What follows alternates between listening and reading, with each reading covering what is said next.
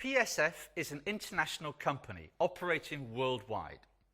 It's recently started a new project which will introduce a single standardized software package across its organization, replacing the different softwares used by countries at the moment. Rachel is the project leader, with Lucas and Gabriella in her team, supported by Eric, who's an external consultant.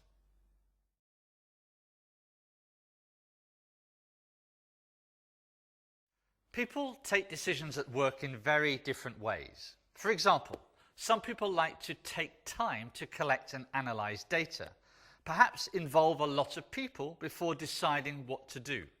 They don't like mistakes. And here, a decision can really be a decision, binding, final, no going back. Others want to do things quickly. They maybe expect the independence to take decisions alone. They don't care if they get things wrong because they know they can put things right in the future. So here a decision is kind of, let's get going and see what happens and then be flexible.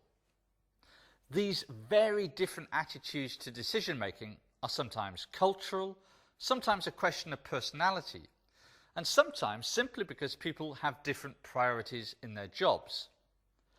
Understanding that there are alternative approaches is essential because different expectations can cause serious misunderstanding, frustration and wasted time and money as people fight and argue with each other, and all this creates inefficiency.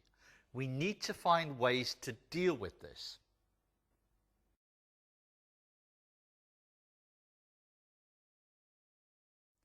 Let's take a look at the team as it tries to take a decision about the right time to move from phase 1 to phase 2 of the project.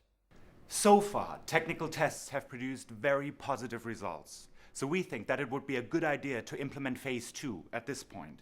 And Lucas has suggested that he can do this in his region immediately. Lucas, that's right. Yes, absolutely. We're very happy to move forward as quickly as possible. Wait, hold on. I wasn't aware of any tests. How many users have been tested so far? I'm just thinking about our own people using this. We've decided we will do the user feedback in detail in phase 2. No, hang on. If you haven't done any user testing beforehand, how do you know you're rolling out the right product? We have to involve our customers right from the beginning, get their feedback in early, or they're not going to feel involved. But we are going to do the necessary user testing in phase 2. I don't see a problem in this. This project is all about the company saving money.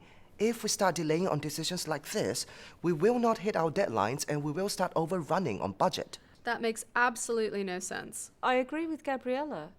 Look, this is a high-profile project. We need to think of quality at every stage. And anyway, Lucas, we're going to need to get the agreement of the sponsor before moving from phase 1 to 2, and that's going to take time. We need to be clearer about this and clarify the decision-making process for everybody. But this is really going to slow things down. In my region, management was expecting to move much quicker.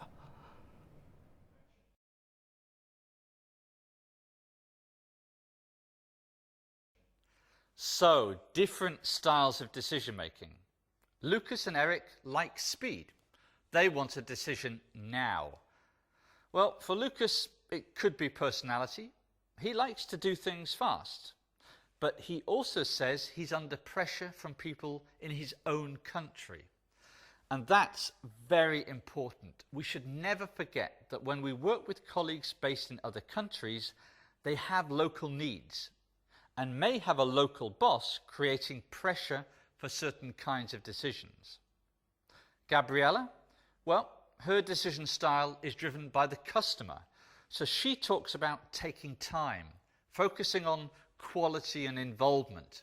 Less about speed, more about discussion and consensus to get the right decision for the customer. And Rachel, well, she knows the politics of decision making at the headquarters. And in big projects, decisions can take a long time. It can be political, getting all stakeholders on board and in agreement. Not easy.